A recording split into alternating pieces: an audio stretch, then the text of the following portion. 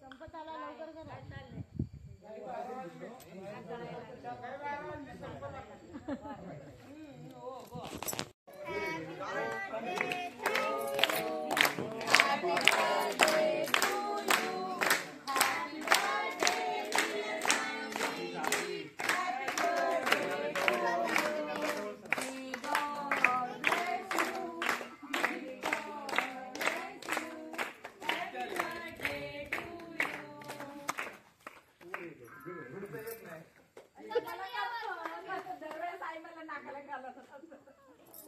थांब पन्ना द्यायचं.